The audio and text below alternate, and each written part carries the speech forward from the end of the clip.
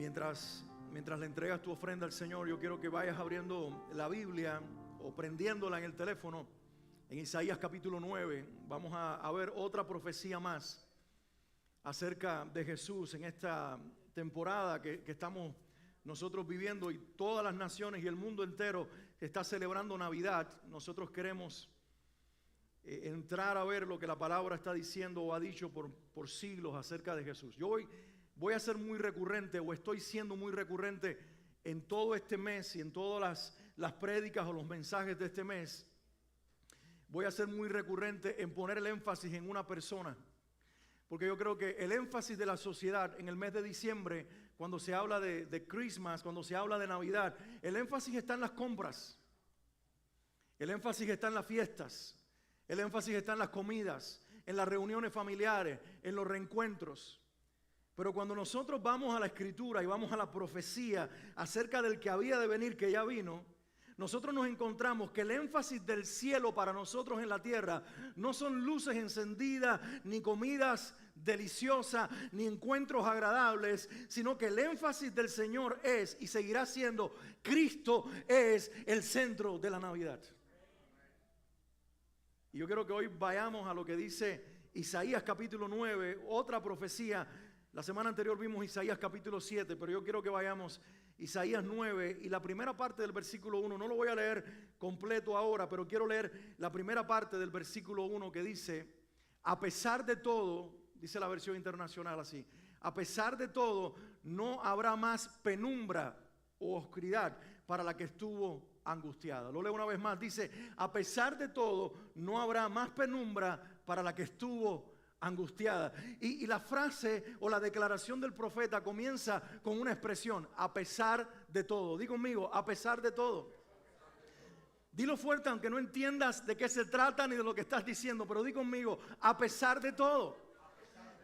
Y la pregunta es: ¿qué significa este a pesar de todo? ¿Qué está queriendo decir el profeta con esta expresión? Se está refiriendo a lo que al final del capítulo 8, en la profecía del capítulo 8, había proclamado. Dios había estado hablando, había estado proclamando algo, y nosotros lo vamos a leer en unos minutos. Pero lo que estaba diciendo el Señor es: a la nación de Israel va a venir un tiempo de juicio, y el juicio va a ser provocado por las decisiones que ustedes tomaron. Y entonces comienza el capítulo 9 con una proclamación de esperanza. Pero antes de ver la proclamación o la promesa que trae esperanza, yo quiero leer un momentito Isaías 8, 19 al 22, el final del capítulo 8 de Isaías, para entender por qué inicia el capítulo 9 con este a pesar de todo. Dice así, Isaías 8, 19 al 22. Si alguien les dice: consulten a los mediums y a los espiritistas que susurran y musitan, ¿acaso no es deber de un pueblo consultar a sus dioses y a los muertos en favor de los vivos? Yo les digo, esta es la palabra de Dios a través del profeta, yo les digo: aténganse a la ley y al testimonio. Resumiéndolo en una frase más corta: aténganse o aférrense a mi palabra, es lo que está diciendo Dios. Para quienes no se atengan a esto, no habrá un amanecer. Di conmigo: no habrá un amanecer. Para quien no se atenga a esto, no habrá un amanecer. Ustedes habrán de enfurecerse cuando angustiados, hambrientos, vaguen por la tierra. Levantando los ojos al cielo, maldecirán a su rey y a su Dios, y clavando la mirada en la tierra, solo verán aflicción, tinieblas y espantosa penumbra. Serán arrojados a una oscuridad total. Piensa por un momento que acabas de leer la profecía de Isaías capítulo 8, y así cierra lo que tú acabas de leer. La desesperanza te gobernó. Porque Dios acaba de hacer una proclama y una declaración de juicio sobre esta gente.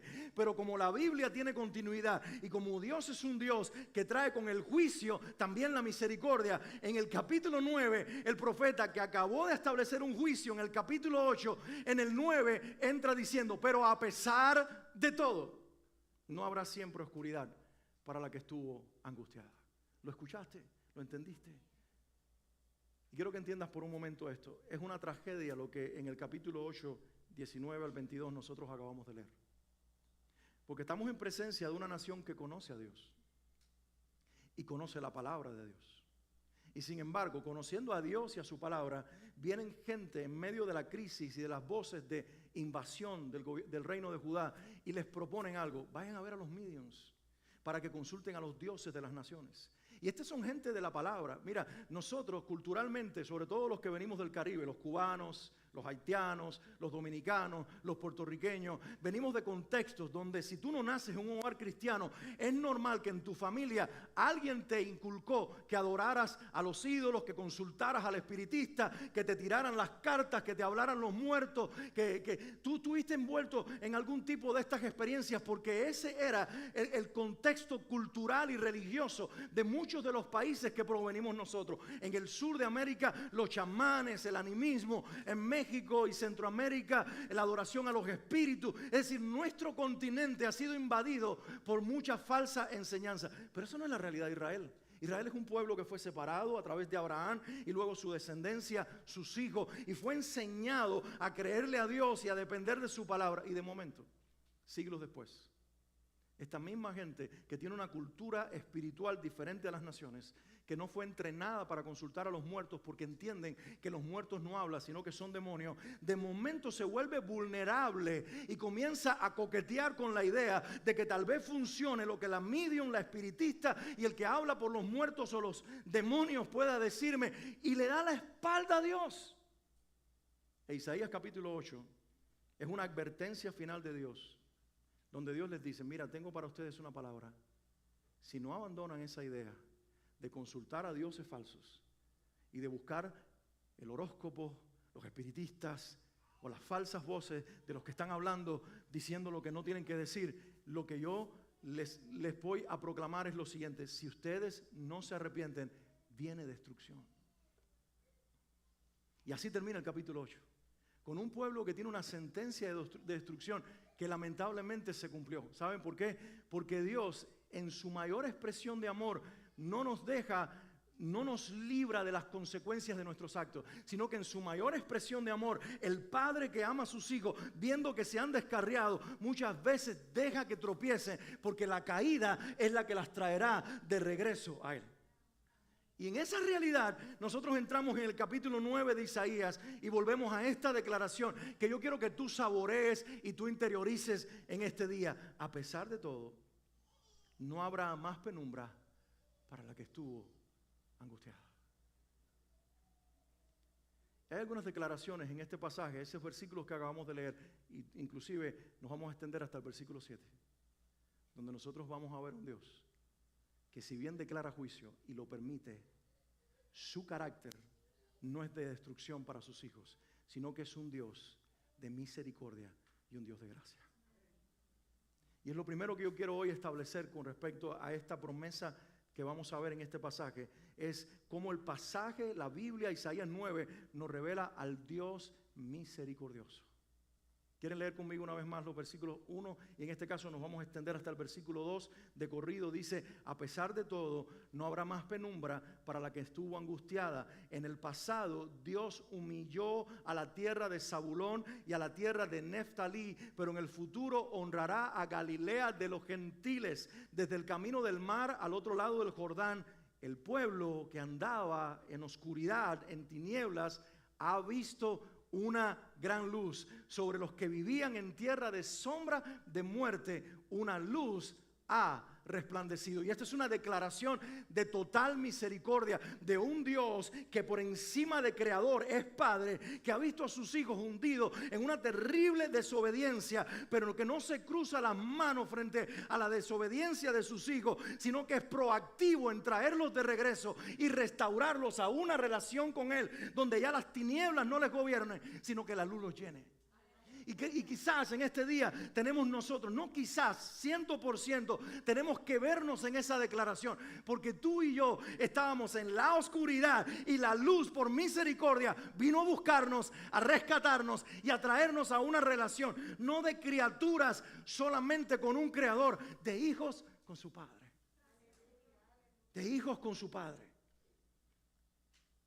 ¿Saben? La definición etimológica de la palabra misericordia, del origen de la palabra, al menos cuando se unen estas dos términos en latín, significa algo interesante.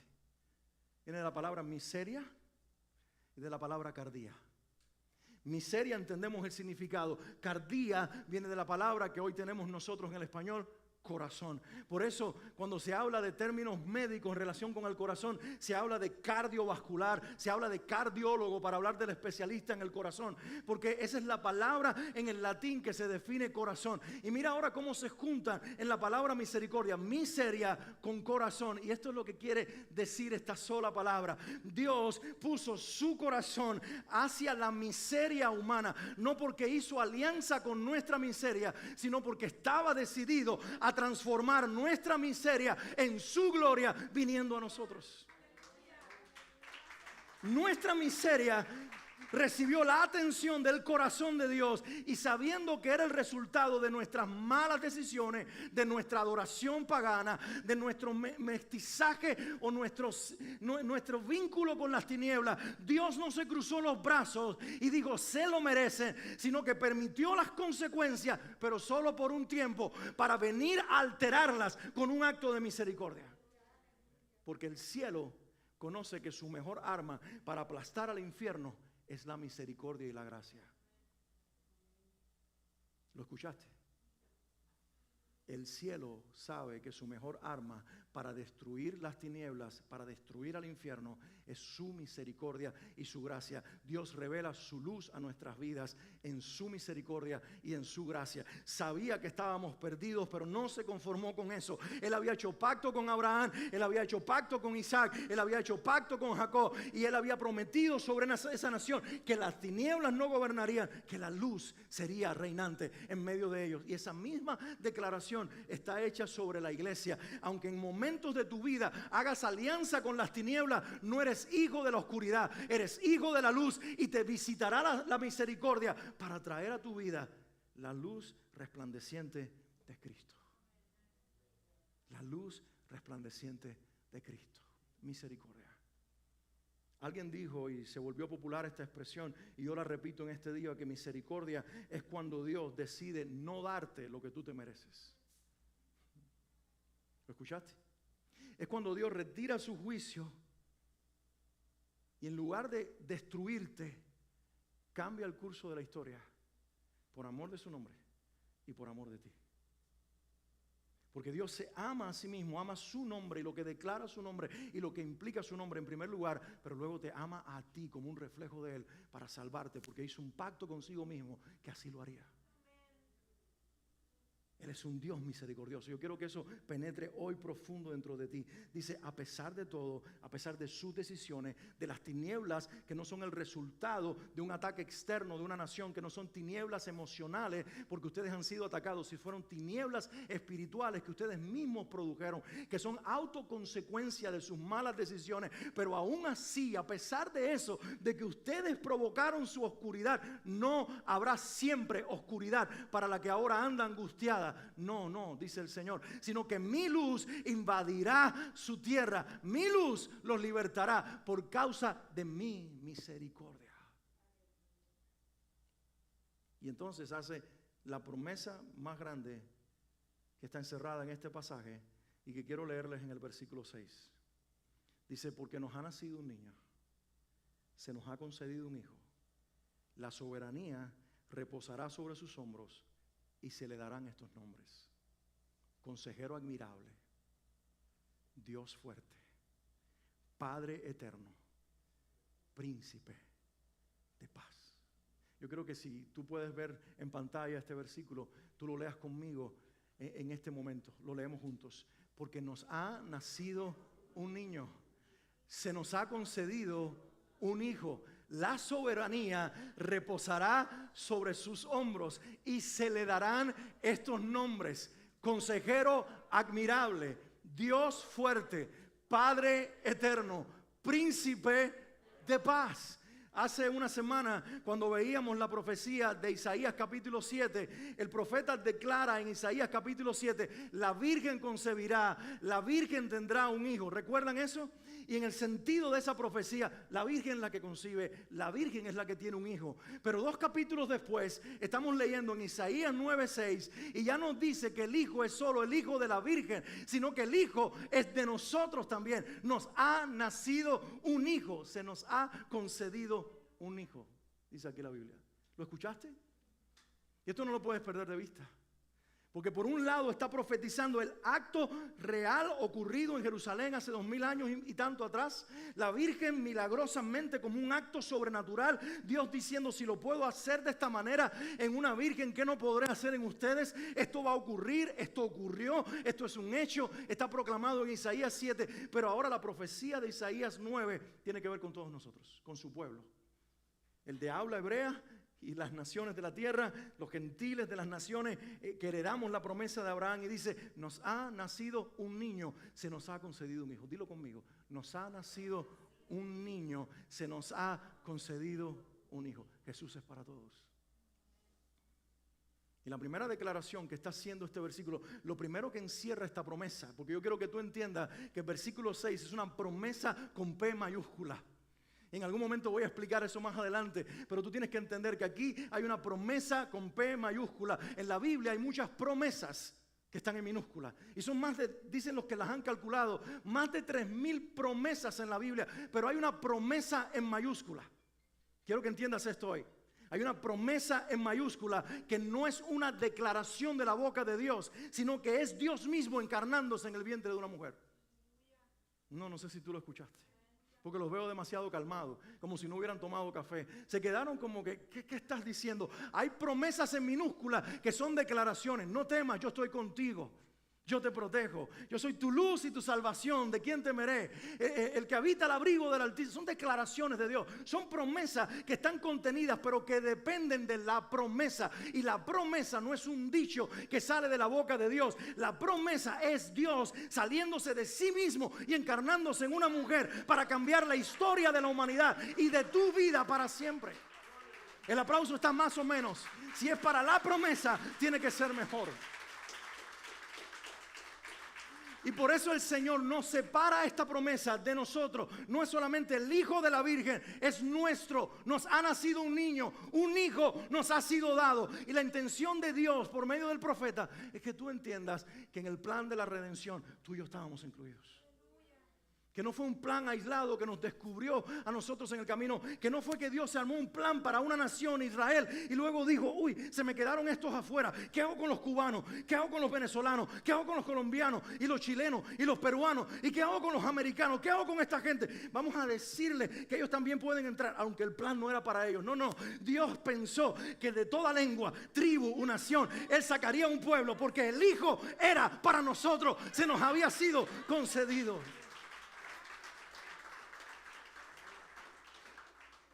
Nos ha nacido un niño. Así que en el sentido natural Jesús nace de María. Pero en el sentido espiritual Jesús tiene que nacer en todos nosotros. Así como nosotros nacemos de nuevo, en ese proceso de nuevo nacimiento, el Hijo tiene que ser formado en nosotros. Hijo nos es dado. Un niño nos es concedido. Es nuestro. Si tú puedes hoy entender esto y decir, Él es nuestro. Tú eres mío, Señor, y yo soy tuyo. Tú puedes decirlo en este día. Tú eres mío, Señor, y yo soy tuyo. Escucha el sentido de pertenencia en estas palabras. No tengas miedo de decirle, tú eres mío, porque no estás diciendo que tú lo gobiernas, que tú lo diriges. No, si lo que estás diciendo es, Señor, tú quisiste ser uno conmigo, tú quisiste esa intimidad conmigo, tú querías una relación donde yo naciera en ti y donde tú te formaras en mí para que la gente te viera por medio de nosotros, la iglesia. La promesa tiene que ver con identidad, tiene que ver con intimidad, tiene que ver con relación, tiene que ver con Jesús formado en nosotros y nosotros siendo formados en Él. Un hijo ha sido dado, un niño nos ha nacido. Pero hay una declaración más en esta promesa. Dice que Jesús es el soberano. Y no sé si ustedes lo leyeron cuando estábamos declarando este versículo, pero dice, nos ha nacido un niño, se nos ha concedido un hijo. La soberanía. ¿Alguien puede leer esto conmigo?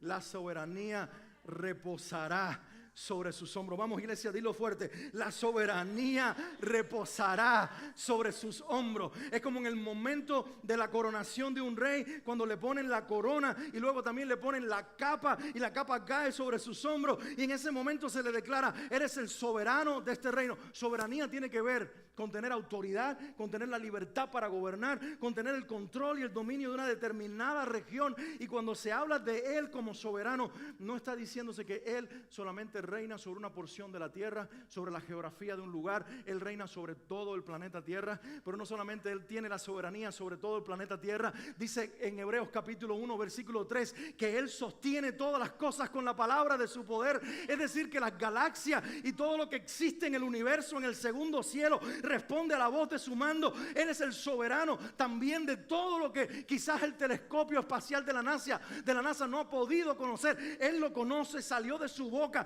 Él lo forma, Él lo sostiene. Él es el soberano. Pero ahí no se queda eso. Cuando trasciende a la realidad de su presencia, lo que Pablo vio en su visión declarada en primera o en 2 Corintios 12, que lo llamó el tercer cielo, el paraíso de Dios. Ahí Él tiene su trono, está a la derecha del Padre, está gobernando en autoridad. La soberanía ha sido puesta sobre sus hombros.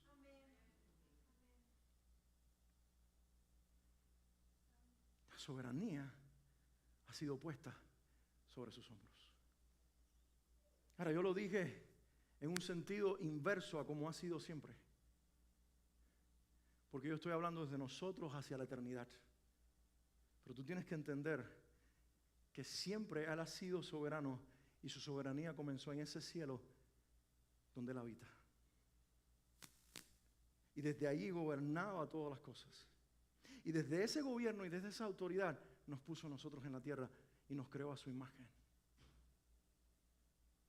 Porque cuando nosotros leemos el Nuevo Testamento dice que Jesús es la imagen del Padre, pero dice que nosotros somos la imagen de Jesús. Es decir, que en el origen, en el propósito original, cuando Él nos puso en la tierra, en su acto soberano de rey que gobernaba todo el universo y todo lo que existe, desde su trono, desde su presencia, gobernando sobre la tierra, nos puso a nosotros. Pero corrió el riesgo de entregarnos la voluntad para tomar una decisión. Y allí es donde aparentemente se perdió el control de este universo o de esta tierra. ¿Y qué hizo Dios? En ese plan eterno que ya tenía formado, que dice Efesios capítulo 1, que tú conoces muy bien: bendito sea el Dios y Padre de nuestro Señor Jesucristo. ¿Por qué? Porque nos bendijo en Él. ¿En quién? No los escucho. ¿En quién? En Cristo. ¿Cuándo? ¿Cuándo? ¿Cuándo nos bendijo? Desde antes de la fundación del mundo. Él sabía que el caos vendría, pero que la solución al caos era que un niño nos naciera. Era que un hijo nos fuera dado. Para que entonces la soberanía que ya reposaba en el cielo se manifestara en la tierra y gobernara en la tierra. Y yo creo que tú entiendas cómo tú lo traes a tu vida en este momento. Porque muchas veces tú estás en medio de un caos personal, situaciones médicas, situaciones económicas, situaciones familiares, situaciones inclusive espirituales, situaciones emocionales que son un reflejo de las espirituales, depresiones, ansiedades, temores, miedos, conflictos, y tú comienzas a sentirte solo o sola en este mundo, y tú comienzas a decir: no sé, no siento a Dios. Pero hoy Él te está diciendo: tal vez a veces no me podrás sentir, pero si eres capaz de creer en lo que yo te estoy diciendo hoy, yo que tengo la soberanía sobre mis hombros, voy a venir a tu realidad personal, y mi gobierno que gobierna sobre todo el universo se va a manifestar en lo pequeño de tu realidad, para que esa ansiedad, ese temor, ese problema se disipe en la medida que tú creas que el soberano está contigo como poderoso gigante.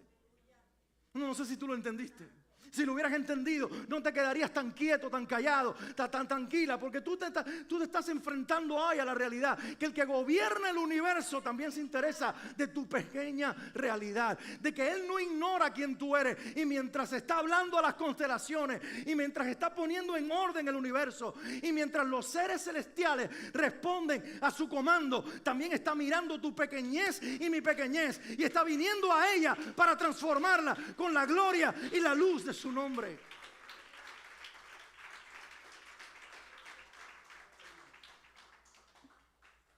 Así Dice que no es un soberano despiadado que no siente, que no se identifica con su creación, sino que mientras es un soberano trascendente sentado en su trono, es un soberano cercano, personal e íntimo. Porque un niño nos es nacido, un hijo nos es dado. Y Dios envolvió la eternidad, la gloria y la soberanía en el cuerpito de un niño, porque no hay nada más tierno y más íntimo que un niño.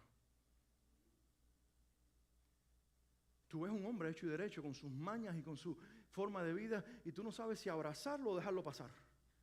Tú ves una mujer y no sabes si abrazarla o dejarla pasar. ¿Por qué? Porque estamos maleados por la vida. Pero tú ves un bebito y te provoca ternura, lo quieres tener en tus brazos. Hay algo hermoso, tierno e íntimo en ese niño. Y Dios está diciendo con esta imagen inicial del nacimiento de Jesús, la grandeza de la soberanía del cielo también reposó en la íntima figura pequeña de un bebé en el pesebre de Belén.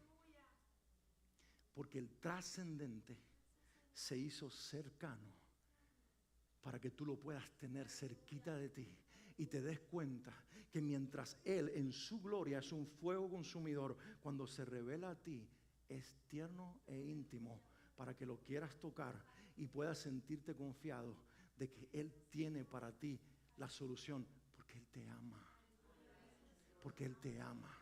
Porque tú eres importante para Él, al punto de dejar la gloria del cielo a venir a la pequeñez de la tierra, la grandeza de su trono para venir a lo pequeño de un pesebre, volverse un niño, pero sin dejar de ser soberano.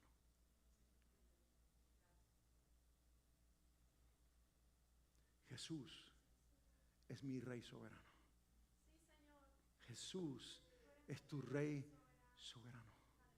Él está reinando sobre los asuntos de tu vida, inclusive sobre lo que no entiendes, sobre lo que no tiene respuesta, sobre lo que tú quieres cambiar y no se cambia, sobre la puerta que estás tratando de abrir y no se abre. Jesús tiene la soberanía porque Él tiene la llave y dice: yo abro, nadie puede cerrar esa puerta, pero yo también cierro y nadie puede abrirla. Él está actuando soberanamente en los cierres y en las aperturas, en los sí y en los no. Él es Dios en todas circunstancias, y mientras tú te sientes solo, Él está obrando a tu favor, porque nada lo hace separado de su amor. Él te ama y eres importante para Él.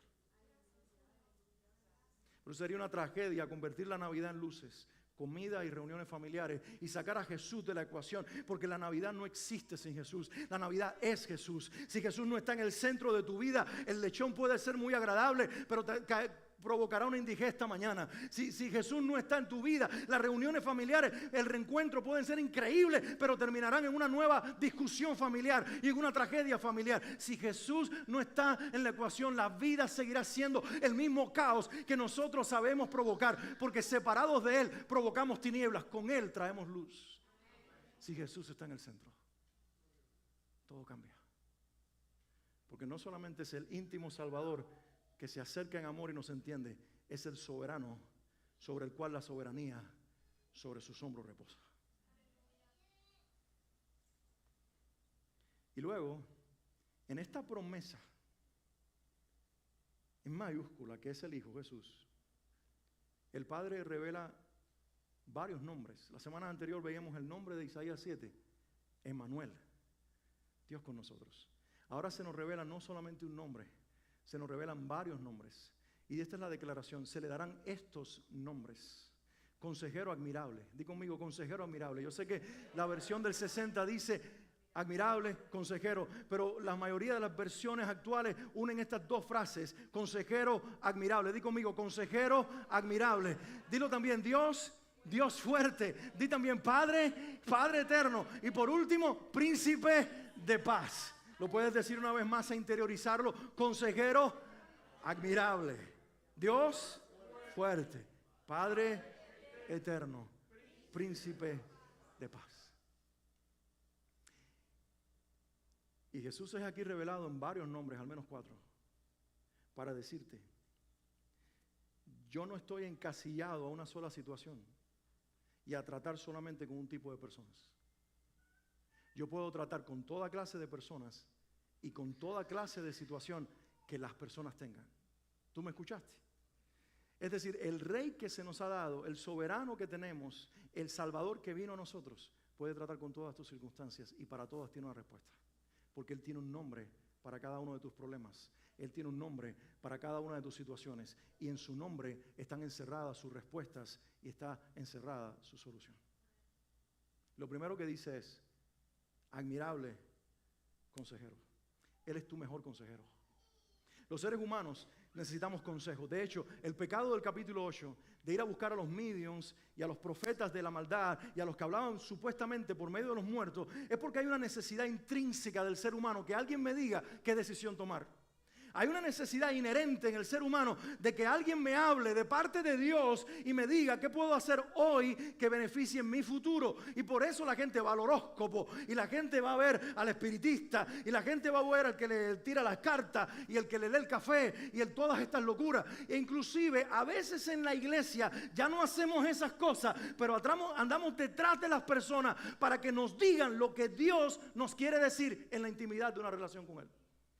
Y escúchenme, yo no quiero minimizar el hecho de que Dios está actuando en la iglesia y usándonos a nosotros para inclusive nuestra boca hablar de parte de Él sobre la vida de una persona. Pero a veces nuestra motivación para que alguien nos hable de parte de Dios es la misma que teníamos cuando íbamos a ver al que tiraba las cartas, a la medium o al espiritista. No queremos hacer la tarea de entender que si Él es Padre de todos, Él está disponible para todos.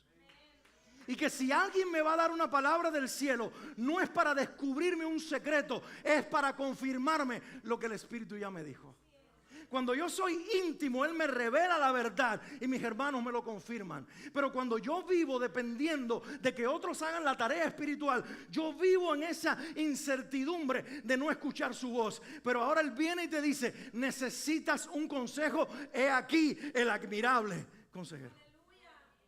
Como pastor me siento muchas veces a darle un consejo a una persona, pero lo tengo claro.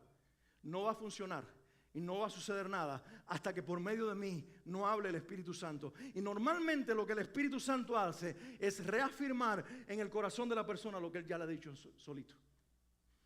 Lo que Él ha dicho en la intimidad a ella, lo que le ha dicho en la intimidad a Él, es lo que dice por mi boca. Porque simplemente soy un confirmador o somos unos confirmadores de lo que Dios le está diciendo a cada uno. Porque al final del día, el admirable consejero es Jesús. El que nos deja con la boca abierta. Esa es la idea que tengo cuando pienso en un consejero admirable. Nos deja con un La expresión en inglés, awesome, es el resultado de nosotros encontrarnos con algo tan maravilloso que lo primero que nos sucede es que se nos cae la boca. Y cuando uno recibe una palabra del cielo, tú y yo lo sabemos. Cuando Dios ha hablado a nuestro corazón una palabra, lo primero que ocurre es un silencio que produce dentro de nosotros un estallido que afuera todavía no ha salido. Pero ese estallido interior es el resultado de que me está admirando el Señor con una palabra que está cambiando mi vida. Necesitamos una palabra del cielo. Necesitamos una relación íntima con Jesús para ser aconsejados por Él todos los días de nuestra vida. No hay nada más lindo que saber que tú tienes los oídos del Señor, que tu Padre te escucha. Y no hay nada más lindo que saber que después que te escucha, Él siempre tiene una palabra para ti. Él siempre habla a través de su revelación. Él siempre siembra su verdad en tu corazón. Y cuando tú eres aconsejado por el cielo, tú no conoces el futuro, pero tú conoces al que habla sobre el futuro y tú te sientes seguro. Di conmigo, admirable consejero.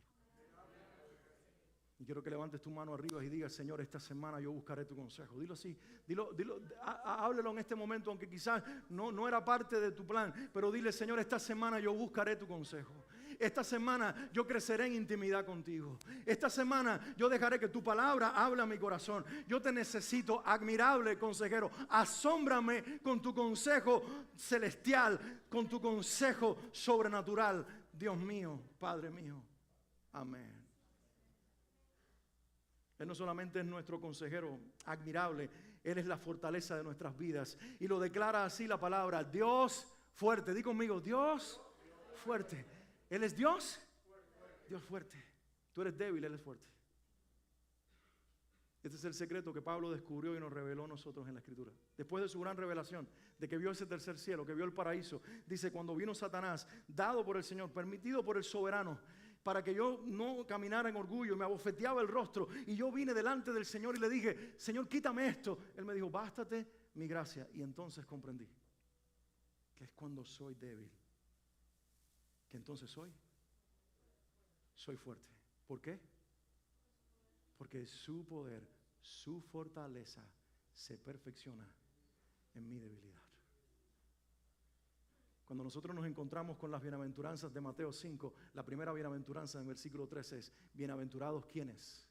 Bienaventurados los pobres en espíritu. No los pobres de espíritu, no los que dicen qué cucaracha soy. No, aquellos que se tiran de rodillas y dicen, Señor, solo no puedo, contigo lo puedo todo. Los que se humillan y reconocen que necesitan el gobierno soberano del Rey. Los que buscan como Padre al Señor del cielo. Los que no nos creemos que nos la sabemos todas. Los que creemos que Dios tiene la respuesta para nuestras vidas. Y cuando tú te humillas, te haces débil. Y cuando te haces débil, encuentras el secreto de la verdadera fortaleza. Dios no solamente está proclamando aquí que Él es un Dios fuerte, Él está proclamando que Él es un Dios fuerte para hacerte fuerte en Él. ¿Tú me escuchaste?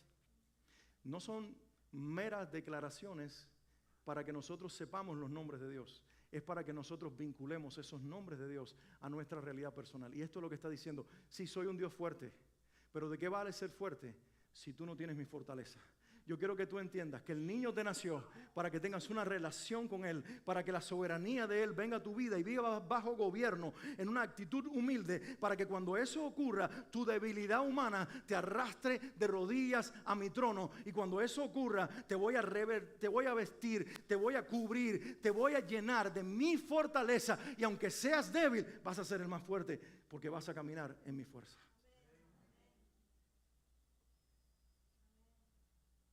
Admirable consejero. Y después, Dios fuerte. Esta mañana te levantaste y dijiste, estoy débil. Pero dice la Biblia, diga el débil, fuerte soy. A lo mejor miraste tu cuenta y dijiste, estoy pobre.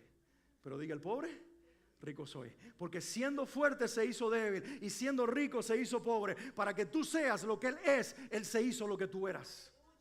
Para que tú seas lo que Él es, Él se hizo lo que tú eras. Él se vistió de debilidad para vestirte de fuerza. Así que hoy nosotros no miramos nuestra debilidad, nos sostenemos en su fuerza y decimos, tú eres la fortaleza de mi vida. Vamos, ¿quién dice amén en esta casa? El Señor, Salmo 27, es mi luz y mi salvación. ¿De quién temeré? El Señor es la fortaleza de mi vida. ¿De quién he de atemorizarme? En la tierra, ninguno. En el infierno, mucho menos. No hay demonio en los cielos, en los aires, ni abajo de esta, que sea más fuerte que tu Dios. Por lo tanto, cuando eres débil, tienes que vestirte de su fuerza. Venir arrastrado en humildad y decirle, Dios fuerte, vísteme de tu fortaleza. Y Él lo va a hacer. ¿Sabes por qué lo va a hacer?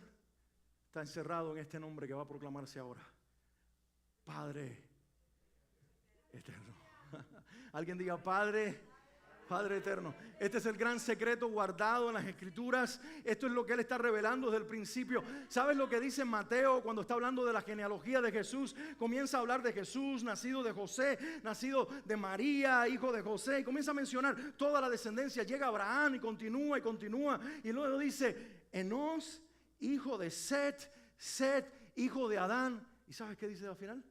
Adán, hijo de Dios. Cuando Dios puso su imagen en la tierra, no puso una criatura con la que se relacionó frío, como un creador distante que ponía órdenes. Puso un hijo para revelarle su paternidad. El diablo no vino a separar a criaturas de su creador, sino a hijos de su padre. Y por eso Jesús vino para que lo que se había roto, esa identidad de hijo, fuese restaurada. Porque Él sabe que todo está encerrado en la paternidad. El Evangelio de Juan dice que los judíos tomaron piedras para matarlo porque Jesús se llamaba a sí mismo hijo de Dios. Y dice la Biblia que porque se llamaba hijo de Dios, ellos lo querían matar con sus piedras, porque al decir que era hijo de Dios, se hacía igual a Dios. Y no es que se hacía, es que es. Porque Él es Dios fuerte. Él no se hacía el que era Dios. Él es Dios fuerte. Por eso permitió que lo mataran. Se hizo débil el Dios fuerte para que los débiles volviéramos a la identidad de hijos. Di conmigo, Él es mi Padre eterno. No es un Padre temporal. No es un Padre circunstancial. No es que tú te acuestas hijo y te levantas sin su paternidad. Es que tú te acuestas hijo y te levantas hijo. No es que tú eres hijo cuando estás limpio solamente, sino cuando eres sucio. Cuando yo era niño hice una competencia en un barrio donde vivía mi tía. Había sobre un río sucio un tubo y los muchachos del barrio, como una especie de inclusión en su grupo, porque yo vivía en otro vecindario, y el domingo en la tarde fui a la casa de mi tía y me fui al barrio con los muchachos, y ellos dijeron, bueno, si tú quieres ser nuestro amigo, cosa de muchachos, 7 años tendría yo, pues camina sobre ese tubo. Y yo practicaba gimnástica. Yo digo, uy, esto para mí es nada. Y yo me subí a aquel tubo a unos cuantos pies de altura. Abajo había un río, una cañada, un río bastante ya seco, pero lleno de piedras y de cuanta basura del lugar había. Y empecé a caminar sobre aquel tubo y a la mitad perdí el equilibrio. Y me vine abajo. Me caí sobre... Ay, ay, ay. Ay, ay, ay, dije yo. Cuando caí sobre aquel cemento, porque había un saco de cemento roto, caí sobre el agua que se volvió lodo y todo aquello, mi ropa limpia de domingo. No sé si tú entiendes, pero en Cuba había una ropa de domingo, había zapatos de domingo, había ropa de domingo. Los padres no te dejaban usar eso del lunes a sábado, era la ropa del domingo para ir a la casa de la familia en una invitación familiar. Y yo tenía puesta la ropa de domingo, los zapatos de domingo y se volvieron nada. Y yo regresé con todo aquello cubierto a la casa de mi tía. Claro, lo primero fue ¡ah! Pero lo segundo fue, me llevaron a un baño y me bañaron. Con 7 años, se dieron cuenta que yo estaba hecho nada. Tenía los ojos rojos de todo el cemento.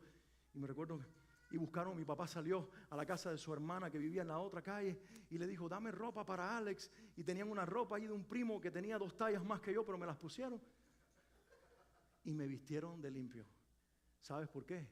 Porque tú no eres solamente hijo cuando estás limpio. Tú eres hijo cuando estás sucio. Lo único que el verdadero padre te recibe sucio, pero no te deja así. Te baña, te limpia y te viste de ropas limpias. Por lo tanto, nosotros hoy podemos decir, Padre eterno. Aleluya. Tú puedes decir, yo fallé mucho esta semana. Padre eterno. Esa es la respuesta que tengo para ti. Yo no busqué a Dios, yo no oré esta semana y Él te dice, soy Padre eterno. Señor, yo dudé de ti esta semana, yo levanté el dedo y te pregunté por qué. Yo soy Padre eterno. Señor, yo hace meses que no vengo a la iglesia a congregarme, hoy aparecí en medio de la congregación. Yo soy Padre eterno. Mira mis brazos. Mira mis brazos, no hay un dedo acusador, hay brazos abiertos. Soy tu padre, eres mi hijo, eres mi hija. Soy tu Padre eterno, eres fuerte en mi paternidad. Mi fortaleza se vuelve en ti realidad porque soy tu padre. Recibes mi consejo en amor porque soy tu padre. Soy tu Padre eterno. Siempre tengo un vicio oculto.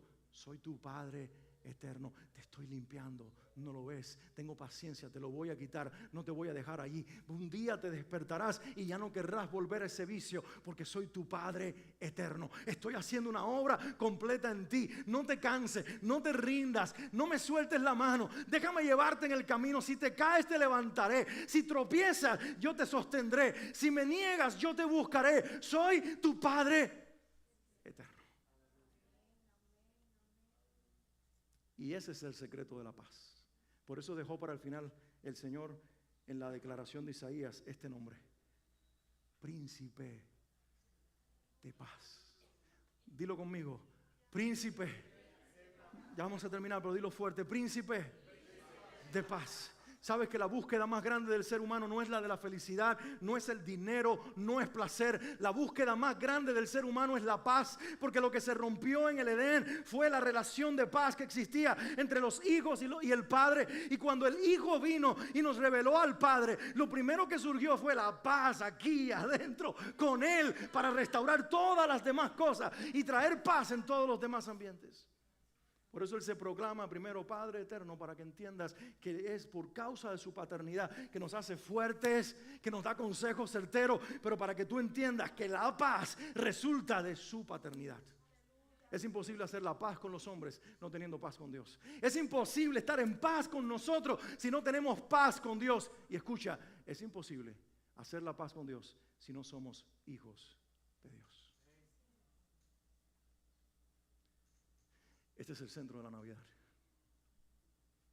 Ese es el centro del nacimiento de Jesús. El Hijo nació para darte la oportunidad de que tú también nacieras como una hija, como un hijo de Dios. ¿Lo escuchaste?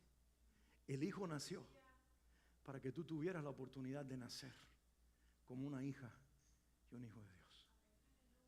Termino con esta historia.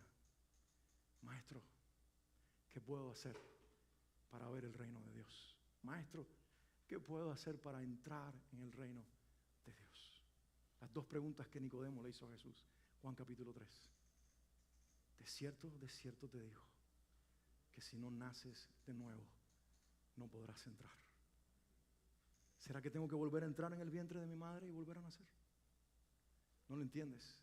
Que si no naces del agua y del Espíritu, si por el acto sobrenatural de la fe no naces como un hijo de mi Padre, no puedes ser mi hermano. Y a mi casa no entran primos, no entran parientes, no entran simpatizantes, no entran los buenos. A mi casa, la casa de mi Padre, entran mis hermanos. Nicodemo, tienes que nacer de nuevo, porque cuando nazcas de nuevo vas a ser mi hermano y vas a tener lo que yo tengo.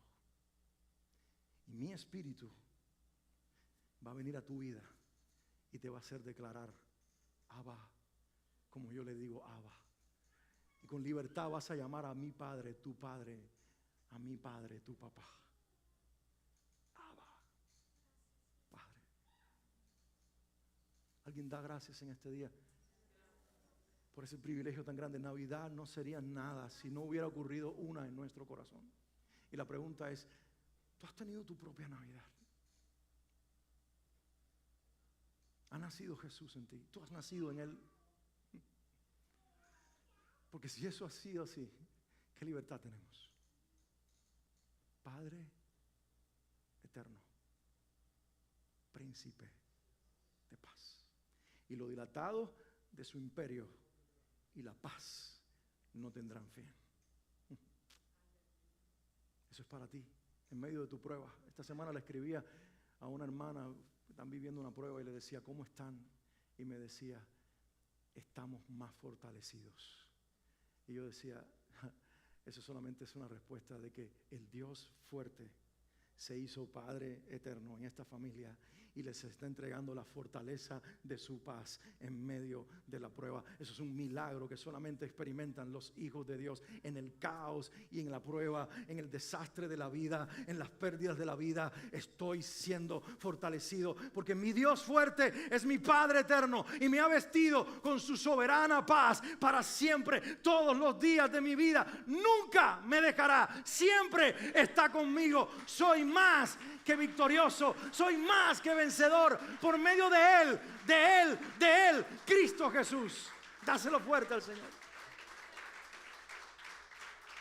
Por eso estamos entrando en la temporada del año donde la gente llena las clínicas y las emergencias con falta de oxígeno, llenos de ansiedad, gente que está con profunda depresión, porque esta es la temporada del año donde el diablo viene a ministrar tristeza por pérdida familiar, tristeza por la distancia de los que amamos, tristeza porque no tenemos lo que queríamos, porque no compramos los regalos que queríamos, y todas esas mentiras las vinimos a revocar con esta verdad. No se trata de ninguna de esas cosas. Es Cristo en nosotros, la esperanza de gloria. La iglesia no va a llenar las emergencias. Los cristianos no caminaremos en depresión, caminaremos en cero depresión. ¿Alguien lo puede decir? Y no es que te venga, no es que no te suceda, que por momentos viene. Cuando viene, ya tú sabes cómo enfrentarla. Padre mío, amado Padre Celestial, trata con este porque yo no puedo. Y Él lo va a hacer. Déjala a Dios, tu Padre, que Él pelee con los gigantes de tu vida. Y Él lo va a hacer. Quiero que te pongas de pie un momentito.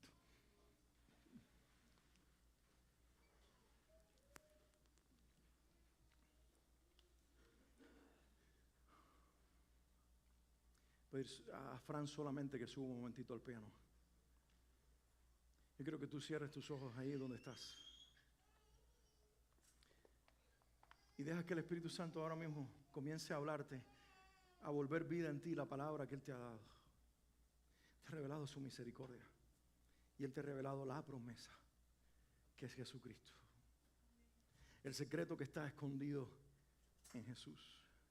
Él te ha afirmado hoy en sus nombres, diciéndote: no solamente estoy proclamando quién soy, estoy proclamando quién eres, porque tú también estás encerrado en la declaración de mis nombres. Soy admirable consejero, pero mis consejos son para ti. Ven a mí, los tengo disponibles para ti. Soy Dios fuerte para que tú, siendo débil, seas fortalecido en mí. Soy Padre eterno. Nunca estás solo, nunca estás sola. Tenemos una relación eterna.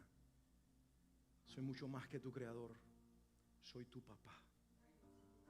Por eso es que soy tu paz. Lo dilatado de mi imperio y de mi paz no tendrán fin sobre tu vida. El mundo puede ser un caos, habrá guerras y rumores de guerras, terremotos y pandemias, pero aquellos que caminan conmigo, la soberanía de mi reino y la paz sin límites que emanan de mí, que vienen de mí, están sobre tu vida. Yo creo que tú des un paso de fe y te muevas del lugar en el que estás en este momento y vengas aquí al frente y le digas: Padre, esta semana mi vida va a estar marcada por la promesa, va a estar marcada por lo que declara tu palabra. Esta semana no caminaré en temor, no caminaré en depresión, no caminaré en ansiedad, no caminaré en mis derrotas personales. Esta semana voy a caminar en tu victoria. ¿Dónde están los valientes que hacen esa declaración sin temor? Porque los creyentes no caminamos en temor. ¿Qué tal si lo digo y el diablo me ataca? Si te ataca, hay ángeles que están enviados alrededor de ti para ministrarte. No andes con esos temores. Capaz que fulano lo dijo y le pasó lo que le pasó por hacer esas declaraciones. Nosotros afirmamos en el nombre de Jesús que Él es nuestra paz. Y en Él caminamos seguro. Vamos, muévete del lugar en el que estás y ven aquí al frente. Abrimos el pasillo para que otros puedan pasar también.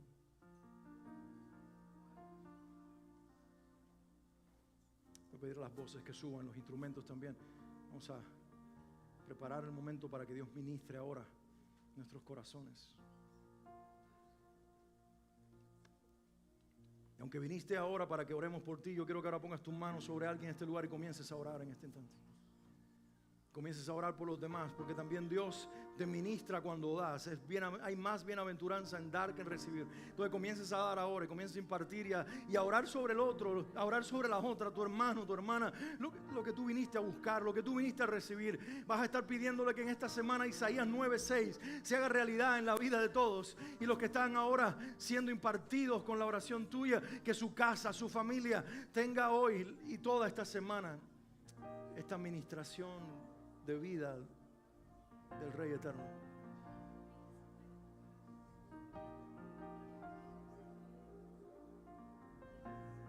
Si te quedaste por ahí detrás, pon tu mano sobre alguien que esté cerca de ti, comienza a orar.